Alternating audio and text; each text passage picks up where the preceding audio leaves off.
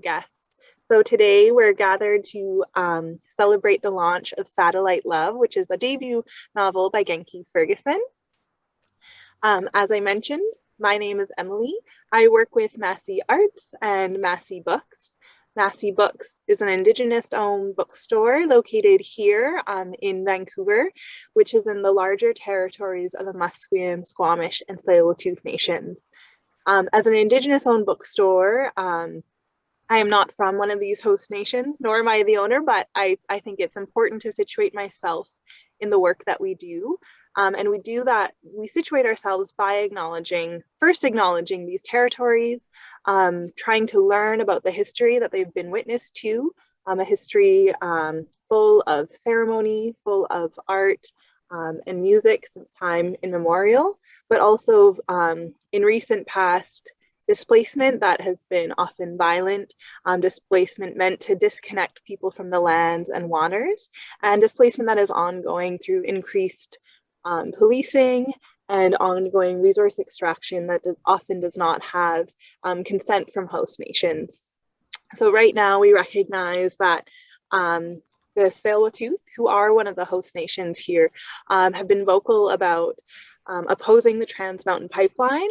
And as residents who live here and close to these waters, we want to acknowledge that fight is still ongoing and give material support. So we keep our events free, and we love that you're here today. But if you are on these territories with us or zooming in from elsewhere, I encourage you to learn more about these lands and waters. And I also encourage you to donate to the Tsleil-Waututh Sacred Trust. I will put the link in the chat.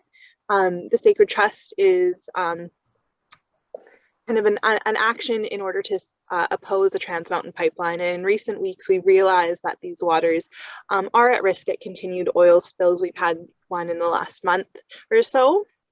So I'll put the link to donate in the chat momentarily.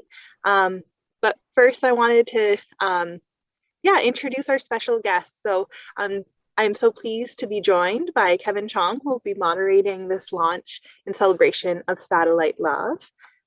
Kevin Chong is the author of 6 books, most recently The Plague, which I think was probably often timely, but especially now. The Plague is a retelling of Albert Camus' novel of the same name. Based in Vancouver, Kevin Chong teaches creative writing at the University of British Columbia, Okanagan. The Plague is available for purchase through Massey Books, as is Satellite Love.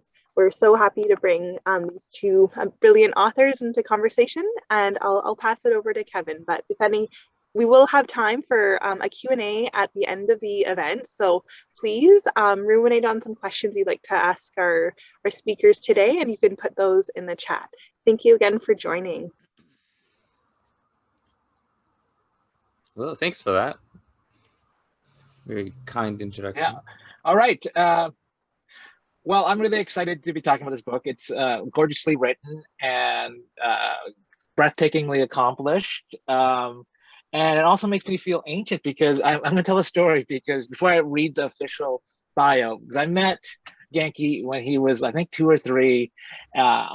20 years ago to this month, Genki and his dad, Will, we did a book tour, and then I think like a year after, like at the Vancouver Writers Festival, I met Genki at the hotel restaurant. I really remember him because he was like one of those kids that you could interact with as a childless adult and not feel terrible, shy and awkward around. And he was just really outgoing and sweet. And I remember him singing, he was into Shrek, and you remember him singing like Hallelujah, like, all the words to Hallelujah back then. And he really made an impression on me. And then I met him again, I guess like 15 or so years afterwards. And he was still a great guy. And I'm really excited to talk about his book. I'm going to read his official bio before he shares his work.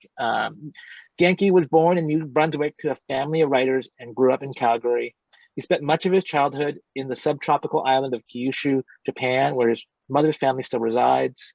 Fluent in Japanese and capable of making a decent sushi roll, Genki was the recipient of the 2017 Helen Pitt Award for Visual Arts and recently completed a degree in film production.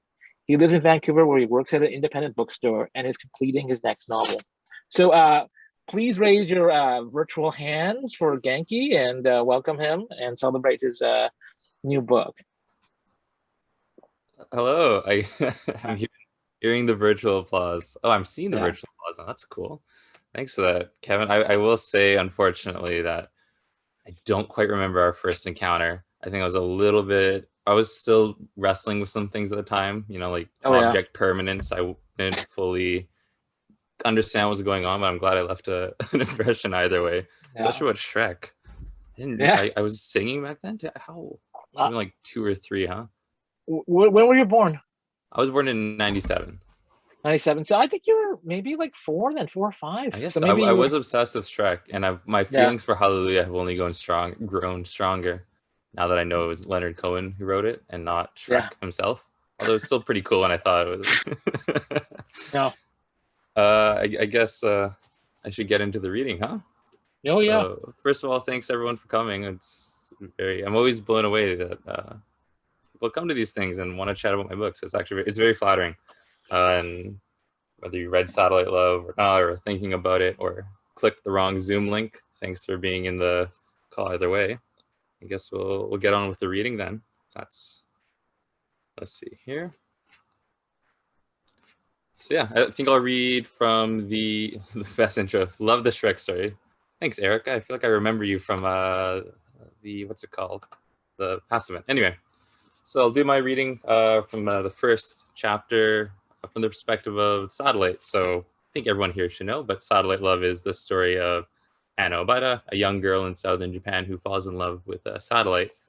And by chapter 2, the satellite kind of comes alive. Throws a little curveball at you, let's say. So I'll read from his first chapter, and we'll go from there, maybe. I'll keep the book cover in frame, too, so everyone can visualize the cover when they go to a bookstore. Let's see here. It was during my third revolution around the Earth that I developed this creeping suspicion that I may not actually exist. I knew I had consciousness. That was the only thing I could really know for sure. But other than that, everything was up in the air. I appeared to be floating in a definite direction, but couldn't quite understand how I was flying exactly. Even stranger, I was 73.2% sure I didn't possess a body at all. It seemed as though I was made of metal instead of flesh, a somewhat shocking realization. I never experienced something like this before. In fact, I couldn't remember a previous life to begin with. This is where things started to get tricky. I felt tired, that was for sure, as though I'd been circling this world for decades. And yet, I could only remember the last day or so. A quick survey of the void in front of me confirmed that I was, indeed, utterly alone, save for some cosmic dust. Dust, unfortunately, isn't a great conversationalist, so there was no one I could ask about who I was or why I was here. I held some sort of ability to view everything on Earth. I could see through walls and into roofs and into homes, but I had no way to communicate whatsoever. On top of that, numbers came in. On top of that, numbers came instinctively to me. I knew that I was 577 kilometers above the Earth, for example. I appeared to be flying over a neighborhood of sorts, on the outskirts of a half-abandoned city. And for a short period of time, I wondered if I had died and was now waiting in the afterlife for whatever came next. Perhaps space was a waiting room, and my heart was somewhere else, being weighed against a feather or something. Or maybe my metal body was an incubation chamber for the soul, if such a thing as a soul even existed in the first place. Who's to say that the gods didn't have technology? Pretty simple solution, if you asked me, although I did experience a very minor complete nervous breakdown at the thought of being dead.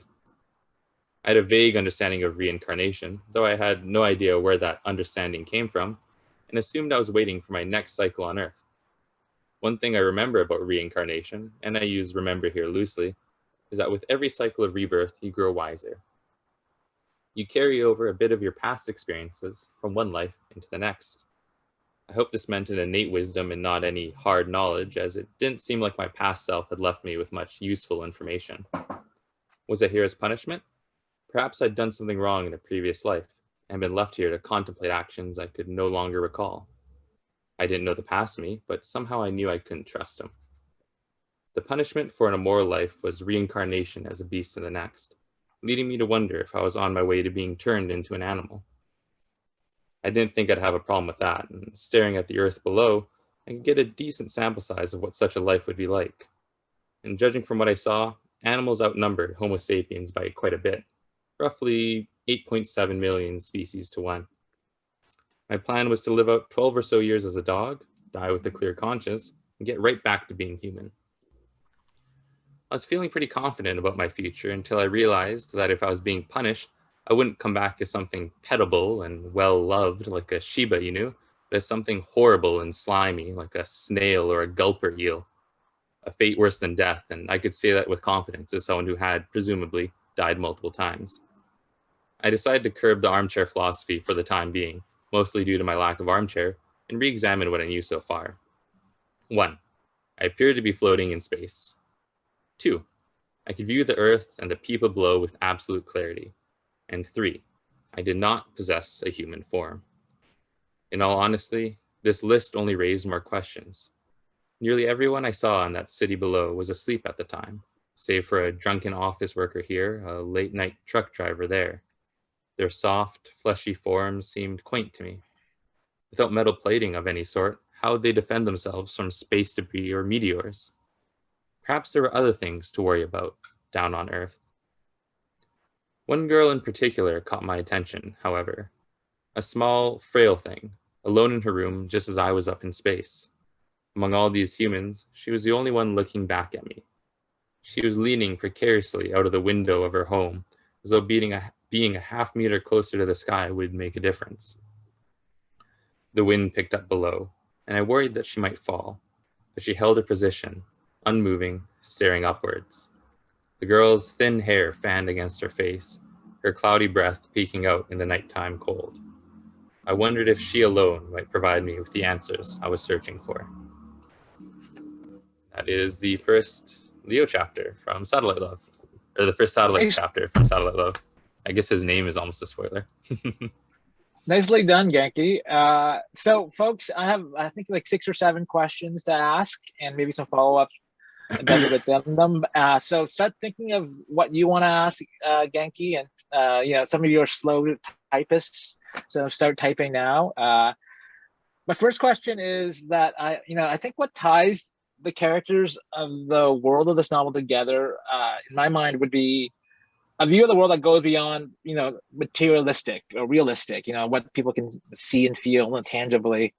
Anna, your main character, imagines life into a satellite. Soki searches for Shinto spirits. Then there's a grandfather who's losing his memory. There's a general who believed that World War II was going well into the 1950s. All of them sort of have like altered states. Like, what are you trying to say about like non and how does that connect to your theme of love? You cut out at the end there. I didn't quite catch. How does that connect to? Okay, the theme of love. Oh, how do these altered states kind Yeah. of connect to that?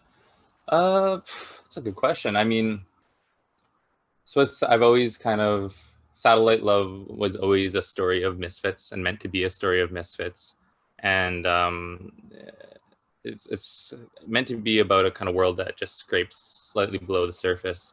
So the same way that Anna kind of exists in this heightened world, these other characters start to appear, and it's sort of just a natural part of Anna's world, I suppose. I mean, especially with, when you're in love, everything feels heightened and every little detail takes on a kind of metaphorical, heightened form, let's say.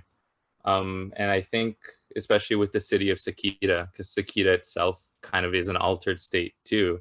I just wanted to create a world of, can I say a world based on love, where everything is raised a little, where it's elevated a little bit, where every character is maybe best represented by their passions and their peculiarities and the things that really rise to the surface, and I think maybe make them quite intense, because I think we all have little, we all have little quirks and intensities in us, and I think in telling the story of Satellite Love and telling the story of these misfits, it was really a matter of just letting those become the characters themselves. Thanks, Genki. Your book happens to be published within a month of Katsuo Ishiguro's Claire in the Sun, which is Yeah, about a friendship between a robot and a child. So maybe it's your book's timely, like right. was there a machine in your life that you loved like a person? And is there anything about this particular moment in our time that's created a special bond between humans and machines? I mean, the fact that I'm talking over Zoom probably is one one indication. That's funny with the Ishiguro thing though, because I didn't realize for a while that I shared a pub date with Ishiguro, which is slight slightly it's a little bit of an act to follow. I think he it's this whole Nobel thing, whatever that's supposed to be. But at first I was like, wow, what a weird coincidence. Like me and Ishiguro both wrote about kind of post-humanism almost and like Yeah. object. And I'm like, well, maybe like Japanese writers writing about loneliness and machines isn't that out of the ordinary. Maybe there's something to be said there. As for how that relates to kind of modern day, I mean, I think we've even pre-pandemic. I've been asked kind of like, I mean, Kevin, you write a book and you work on it for like years ahead of time. So it's not like I was necessarily writing Satellite Love in the pandemic. Yeah. Although I was definitely editing it during the pandemic. Shout out to Anita Chong in the chat. But I don't know. I think the pandemic these aren't new feelings. This is just elevated, the kind of alienation and loneliness that we're feeling.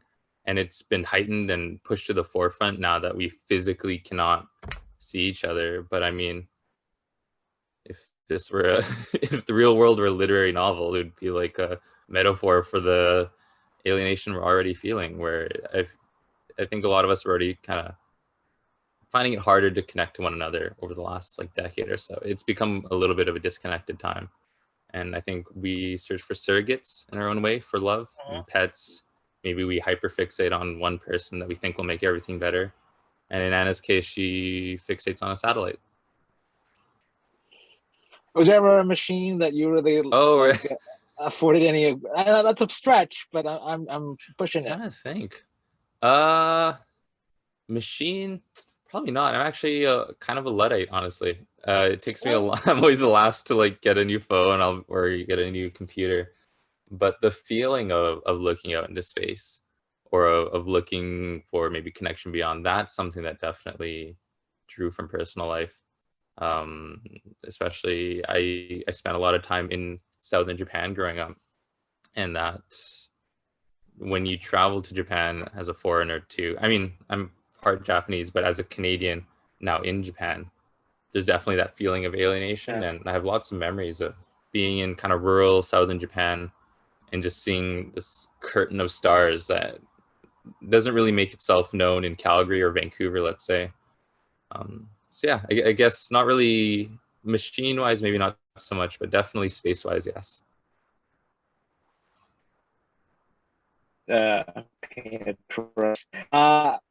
Of otherness, of being different is one of the themes of this book that really resonated with me. As someone who is of mixed heritage, like your main character, Anna, did you imbue any of your own experiences into her narrative? Just turning something off there. Yeah, kind of being different. Well, in a way, I kind of hope, because yeah, that is part of Anna's alienation, right? Is that she's mixed in southern Japan, but in a sense, it stretches a bit beyond that too, or at least was my intention. And I mean, I definitely had the feeling of being slightly different. Sorry, of being slightly different growing up with being part Japanese and everything. But I mean, almost hope that maybe not to pin this as any sort of literary moment or movement, but maybe I'd like to see more books where it's the identity is just a fact of the book, as in I never felt completely othered in Canada. I always felt pretty comfortable in my identity, let's say. Sorry, I'm going on a tangent here. I'm not sure. I'm not sure what I'm saying with the race. We got time. Yeah, we got time to chat. Let me lean back a bit. Be more comfortable. Yeah, I mean, I guess there's othering everywhere in the world, especially in Japan, and Anna's mixed in that sense too, and I'm mixed, so it just felt like a natural connection there. And I think being foreign in a sense is much bigger of a deal in southern Japan than maybe it is, at least when I was growing up. And I've heard some people describe Satellite Love as like kind of a very Japanese novel or whatever. Um, and I mean, that might be so. That was never fully my intention. I just wrote what came to me, and maybe the Japaneseness came through. Yeah. Well, that's a good segue to my next question. There are a lot of references to Japan here, but for the most part, we get them explained. Like what is it as a challenge for you to calibrate? What level of knowledge of Japan your reader has, and who do you have in mind as your ideal audience?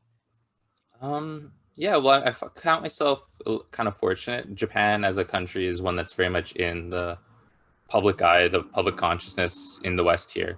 I wasn't writing about some completely obscure, not to call a country obscure, but like in terms of awareness, people know about Japan. People consume a lot of Japanese pop culture and food, let's say. So I could take some liberties there. I could trust the audience a little bit.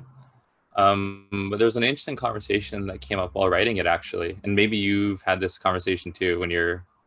Or I'm not sure. Maybe you have as well, but it has to do with the italicization Oh, of words. Maybe you know what I'm going to talk about. But in the early, if you read Satellite Love, none of the foreign words are italicized. As in when Anna says she goes to a konbini, a convenience store, or when Soki opens up a omamori charm.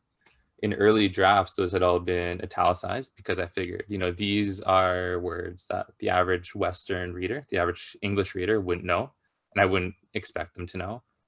And it went like that for quite a while. And then at a certain point, Anita, my editor, pointed out and said, to the characters of Anna and to the characters of Soki and to all these words aren't foreign at all. These are the language. So why are they italicized?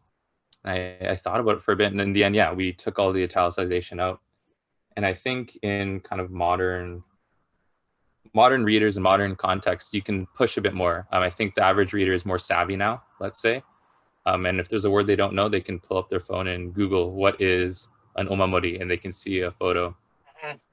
And I think that's fiction-wise too. That's part of the process of learning. I have difficulties reading nonfiction in history. I guess I'm not very focused in that sense. But whenever I want to learn about a culture, I love reading fiction from around the world, even if I have no idea like the civil wars they're talking about or the foods they're eating. I think thrusting your audience headfirst into something is not a bad way to teach or to learn too. Yeah, and I think it's kind of interesting generationally comparing it to Murakami, you cite as an influence, because you read his books and there are almost like no references to Japan. Yeah. I think he goes out of his way to like erase some of them. Like there's like in some of his books,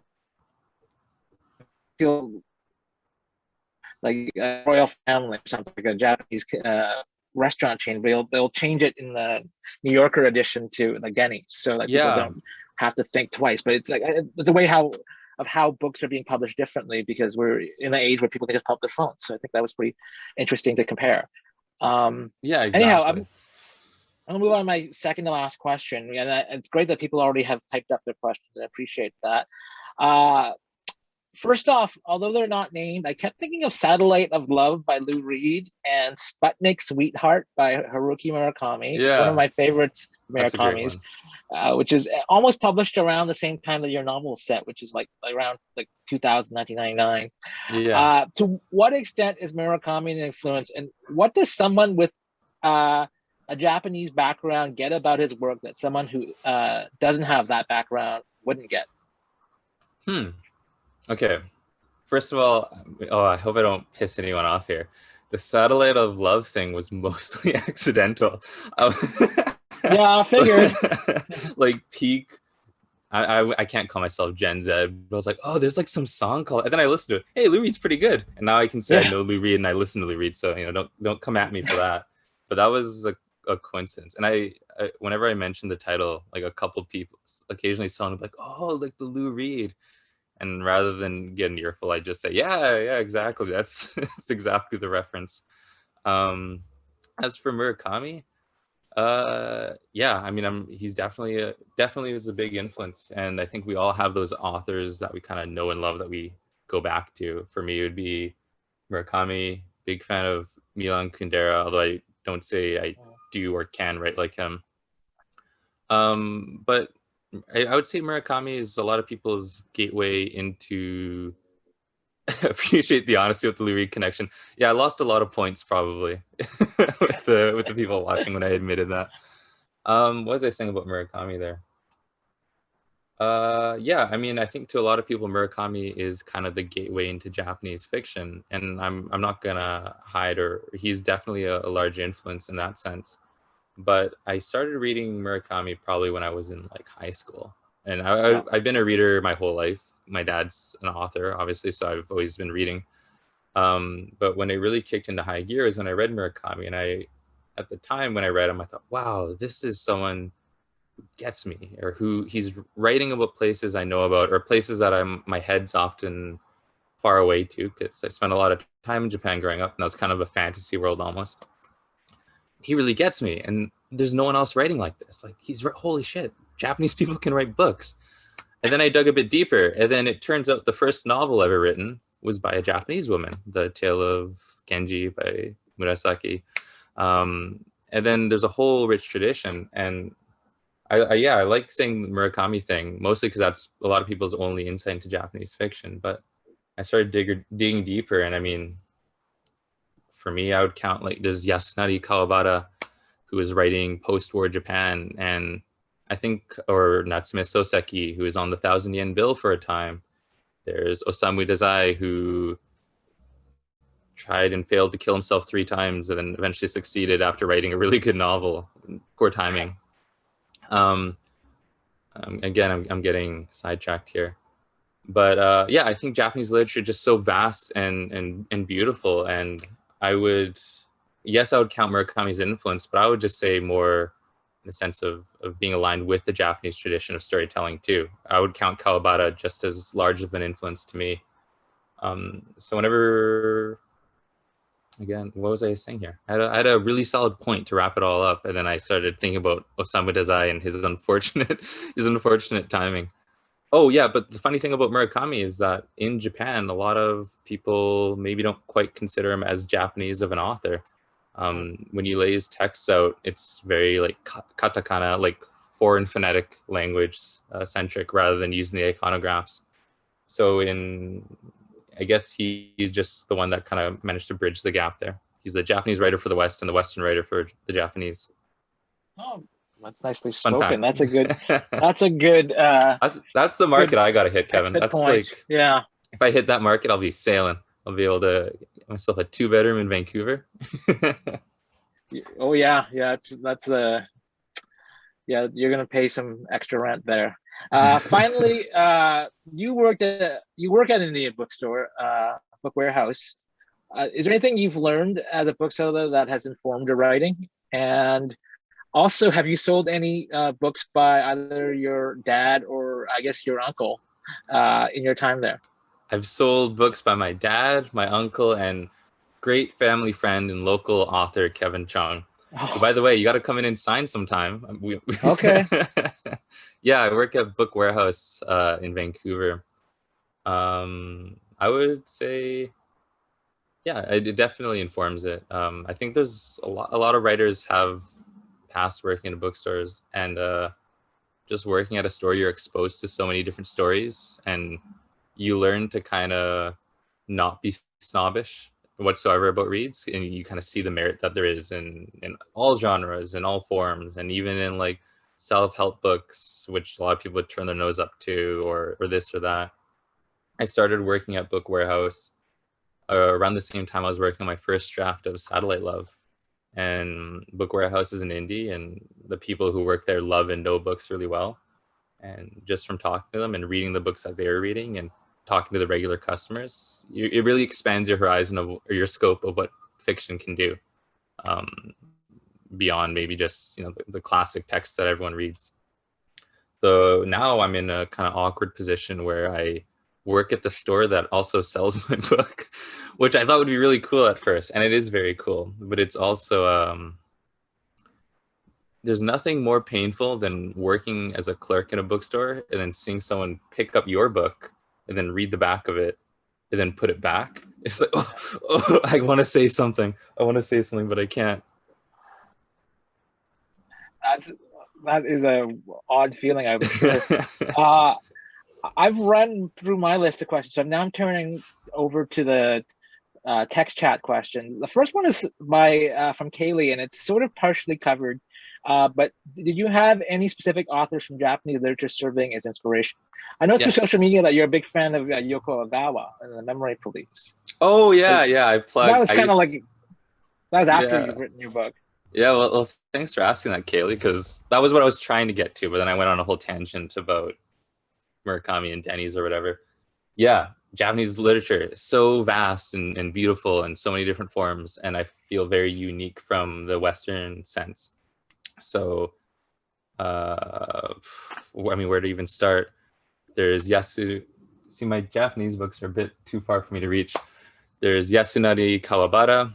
I own all these authors you've been name dropping. So I'm excited to hear discussion of Japanese literature. Okay, let's do it. Let's.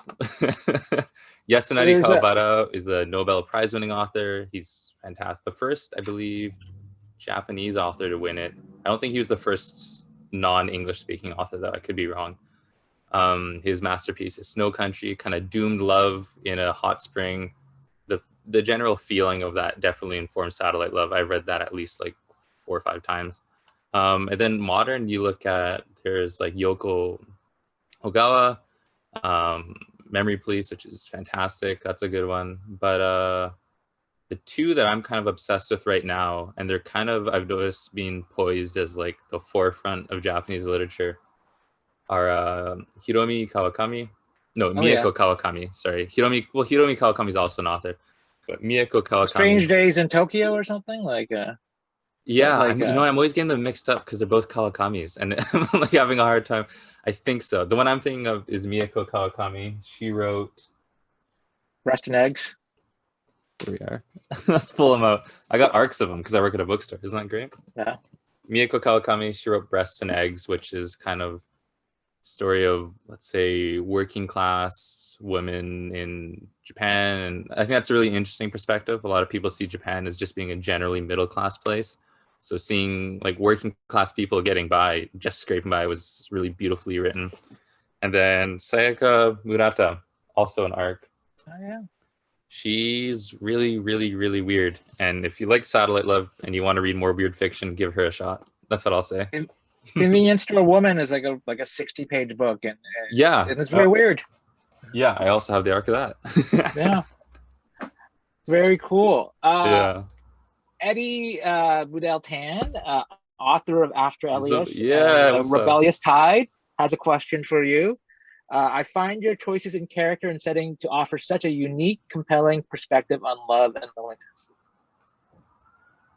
What led to your decision? Around the story in the perspective of a young girl and a satellite in Japan. To ground the story in the perspective of a young girl and a satellite in Japan. Well, first of all, thanks, Eddie. For those who don't know, Eddie is author. You already gave him a plug, but I'll do it again, of After Alias and Rebellious Tide, which is coming up. And super cool guy. I've talked to him at the store. And thanks for the question.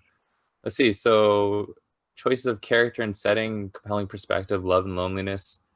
Yeah, I mean, let me get my soundbite in. I think love makes misfits of us all, Kevin. I think I think that would be my answer to that. So yeah, I again always wanted to write about kind of the misfits know the pieces that don't quite fit together was kind of an important part for me when writing Satellite Love, and definitely informed the whole story of it. Even the relationships that take form in Satellite Love, there's no real normal love that takes place. It's all very, sometimes one-sided, sometimes unhealthy, sometimes bizarre. There's religious love too.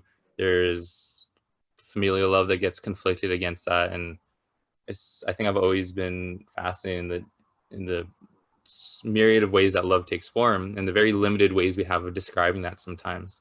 And when you smash weird characters together, they relate in weird ways, and that strangeness is, in my mind, one of the only real accurate ways to describe the world that we found ourselves in. And thanks for that. That's a great question, Eddie.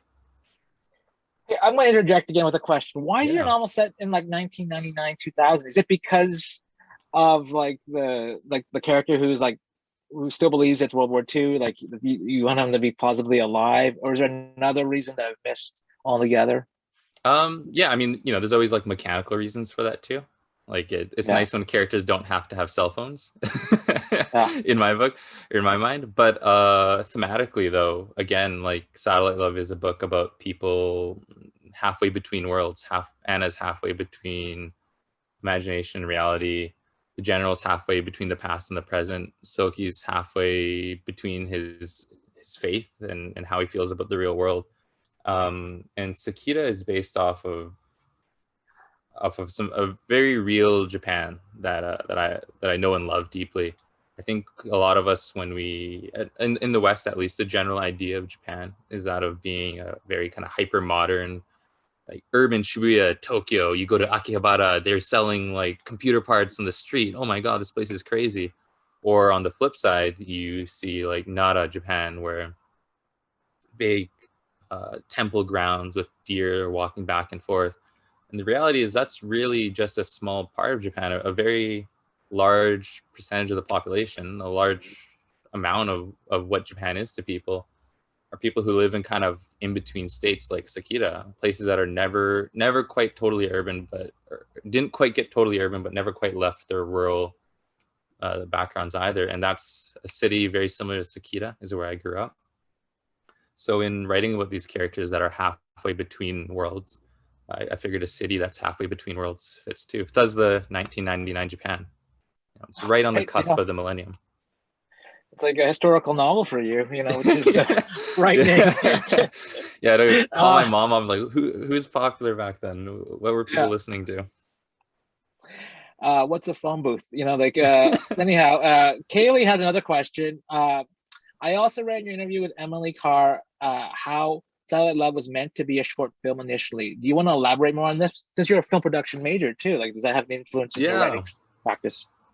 Wow, thanks, Kaylee. You read I did a little interview with my university newspaper newsletter or whatever. Yeah, so I went to Emily Carr University, which is a kind of art university here in Vancouver. I studied film production there for 4 years. I graduated over Zoom in a setup very similar to this. And initially, Satellite Love was going to be a short film. I had gone into film school. I didn't really know what I wanted to do. I just knew I wanted to write and tell stories somehow. And I thought I'd be a screenwriter. Turns out I'm not disciplined enough to be a screenwriter. Then I was like, maybe I'll be a director. I don't really have the temperament to be a director. So I went through 4 years of film school wanting to be a novelist, which is probably like the backwards way of doing it. Like, this is a viable career path, but there's also this. So initially, Satellite Love was going to be a short film, was going to be my fourth year. Dad too, right? He studied film. Yeah, exactly. Sorry, I cut out there for a second. Yeah, my dad studied film too. I don't know if I want to say the university. I think it's all public knowledge. Anyway, he didn't go to the same university as me, but he studied film as well. It's weird how we think free choice is a thing, and then I've looked at my life so far. I'm like, damn, I just did the exact same thing, huh? I went through 4 years of film school, then wrote a book. That's like, okay, that's cool, I guess. Yeah, initially Satellite Love I'd written as a script for a short film. Didn't feel confident in my ability to pull it off, and I found writing to be a lot more in line with what I was hoping for. I always say this, but like, in a film, if you want to have a character traveling on a subway, weaving through underground tunnels in semi-urban Japan, in a book, you just write it. In a film, you have to find the subway, you have to pay for permits, you have to cast actors. It's going to cost you like thousands of dollars. I'm like, I'll just write it as a book and see what happens. Yeah, much cheaper. Yeah, much Erica cheaper. says, I just scroll down. I really enjoyed reading from the perspective of a satellite. I thought it was really interesting. How was that like for you, tapping into the POV of a non-human being? Thank you. That's a great question. And that was something I had a lot of fun with and actually came a little bit later. Sorry, excuse me. You kind of want to, as you go on, you distinguish your voices a little bit more. And especially in a book like Satellite Love, where there's, I don't want to count right now, but there's like 4 or 5 different perspectives. It's very important that each perspective is unique. The satellite, aside from Anna, is probably the most human sounding, was the most human sounding perspective. So in order to push him into that non-human kind of state, I spent a lot of time thinking about like, what would a satellite be worried about? If I was a satellite, like right now I'm worried about, like, I don't know, well, I'm worried about, you know, getting sick with current state of the world. I'm worried about the ground beef I bought yesterday going bad before I can cook it. These are like my worries right now. If I was a satellite, I would be worried about like space debris. I would be worried about meteors. I'd be worried that a solar flare would just come out of nowhere and wipe me out.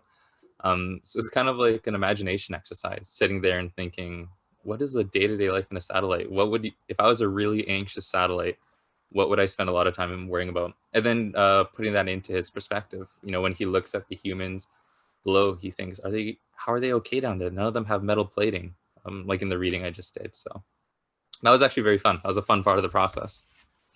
Okay.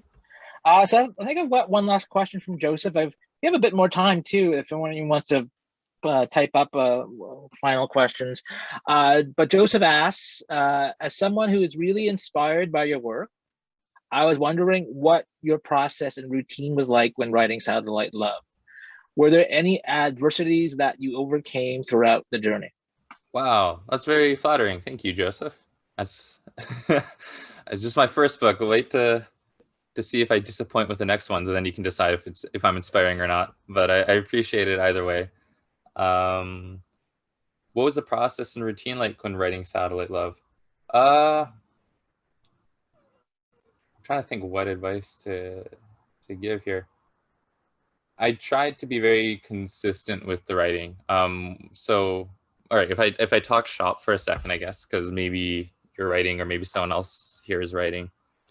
What I started off with, I outlined, first I had the general idea of the story. A girl in southern Japan falls in love with a satellite. And then I knew the general arc, and then this happens, and then this happens, and then this happens.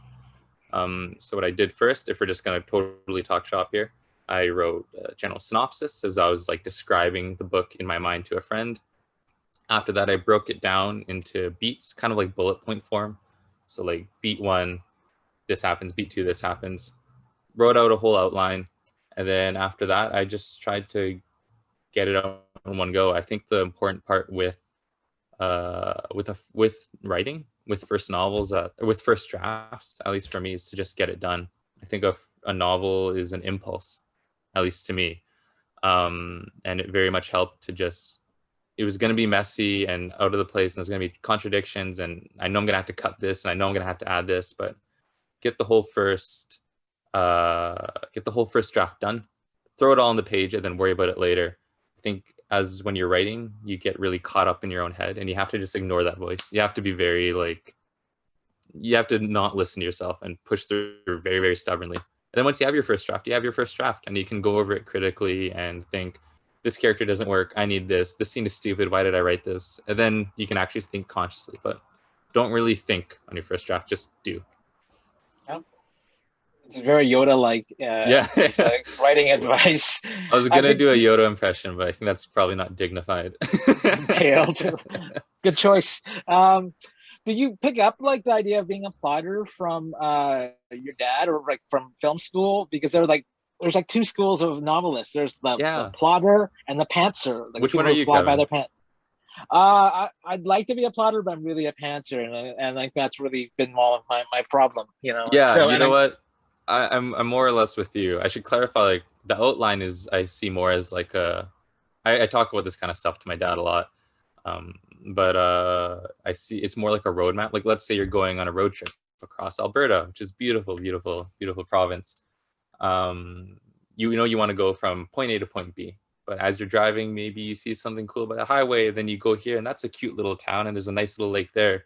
Your outline is there to keep you within a frame, but I think, yeah, I definitely wander off of it and contradict things and go back to my outline and cross entire sections out and rewrite them. I think it's, you have to keep an open mind. So yeah, I don't know what I am. Am I a plotter or a pantser? I know, like, doesn't Margaret Atwood, she never plots out her books or something? Yeah, Is yeah. that true, or is that just urban legend? I couldn't imagine. I would just get lost. There are degrees of plotters, right? There are people who like Yeah. have everything like plotted out in terms like of a film treatment, and then there are people who have like basic events, and then there are people who have like the last sentence written, but they don't know everything else. Like everyone's a little different in terms of plotting, which Yeah, is yeah. interesting to hear. I always know how it ends. I think that's the important part to me, at least. Knowing how it ends. And then everything, as long as you know the endpoint you're hitting, you can squiggle and go all around the place and then eventually come back to your finale, let's say. That's great. Wendy has a question. I've got a couple more. With all the talk about appropriation of voice, how did you think about writing from a young woman's POV? That's a great question, because I actually have an answer for that. I was very lucky in that very not often does an author get to not live, but spend 12 hours a day with their subjects and go super headfirst into research on top of working at a sorry, I just saw a question that made me laugh again. On on top of working at a bookstore, and actually I started working at a bookstore about halfway through writing the first draft of Satellite Love. Before that, I was working as an English teacher to a group of Japanese exchange students who happened to be the exact same age as the characters in Satellite Love. And that was the best. That was just so good. It was just like a crash course in voice. So I felt like a spy almost. Like I'd be doing these English lessons for these Japanese kids at basically this private school in Japan, sent their like 10th grade class or whatever all the way to Canada to learn English for a month. And I applied and I got the job, and I lived on campus and taught English to them. So on top of being like, this is a pen, I was also like internalizing. I was downloading every single word they said so that I could put into Satellite Love. In terms of the larger conversation about appropriation of voice, I think writing from a female's perspective or female voice is probably not very controversial, but like in a larger scheme, I think it's just about respect. It's about research and knowing what you're doing. And if you're going to do it right. Don't just make assumptions. You know what I mean? And it helps if you can talk to people that you're writing about. In my case, I I worked as an English teacher. Well said. I got two more questions. Erica asks, how long did it take to write your first draft compared to the time it took to revise and edit? Yeah. I mean, again, like these are all case by case. Like everyone's different. Like, can I ask how long you take on a first draft roughly? Or because for me, or sorry, like I don't want to put you on the spot here, Kevin. No, that's fine. Like, I think like 3 to 6 months. I think like Stephen King has said, you should do your first draft no matter how long in 3 months, and that's easy to say if you write full time like Stephen King does.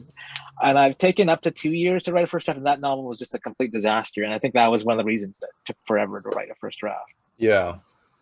So, but you try to get it done like a span of a couple months if you can. I mean, life gets in the way.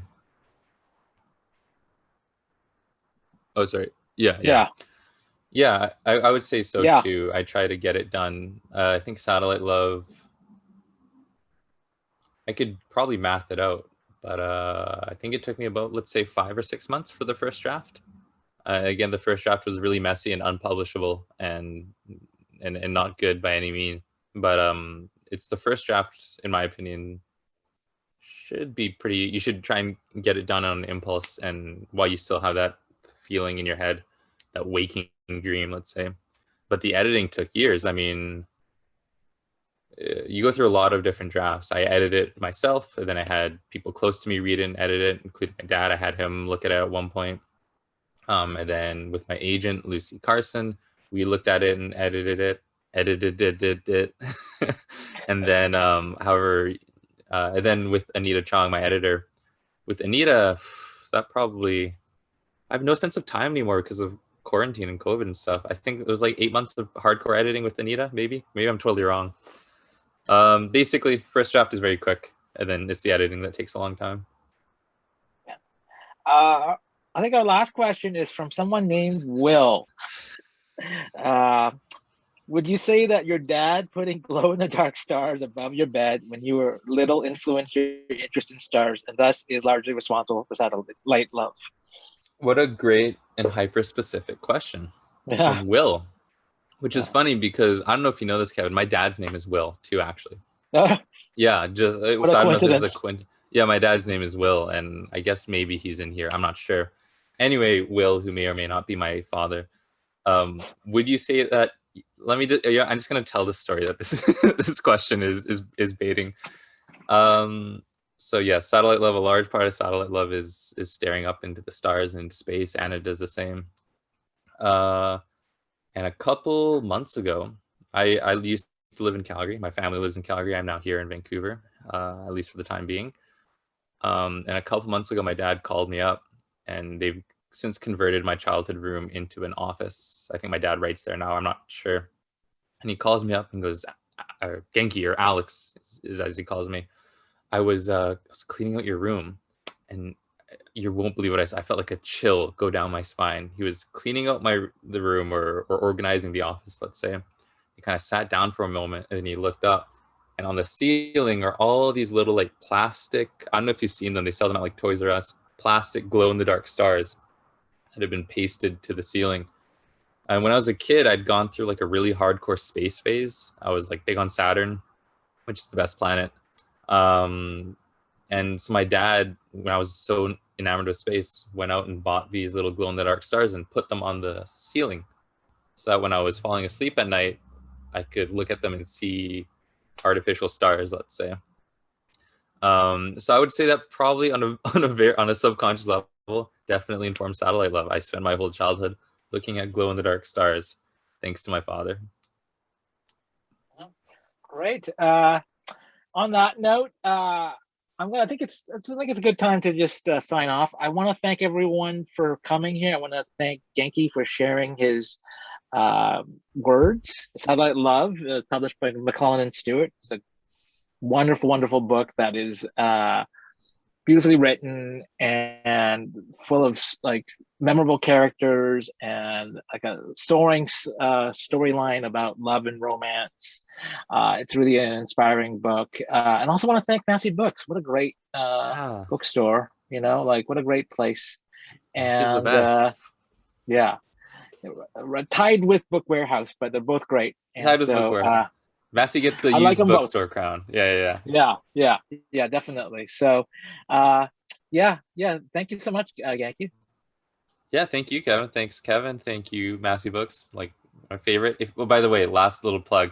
If you're in Vancouver and you go to Massey Books, first of all, I think they have like little postcards with satellite love that you can pick up. But also, there's a secret room in the back. There's a bookshelf that, if you push, opens up into a room full of like antique, rare books. So give Massey Books a look. And thanks everyone for coming. Thank you everyone who asked their questions, or everyone who just came by to listen. Yeah, thank you so much to Genki and Kevin, as well as Sharon and the publishers, for making not only this book possible, which, as many people have said in the chat, and I know we'll continue to hear at the bookstore, is really so beautiful. And I think, yeah, kind of transformative, I would say, especially in this time. It's our pleasure to host. And thank you again. And for those who have a copy or want to get a second one, or looking to purchase, you can do so online through our website. If you're kind of tired of the internet right now, you can always give us a call, or come into our store. We're at 229 East Georgia Street. We'd be happy to see you. We ship across the land. And yeah, thank you so much. I'll put the link again once in the chat.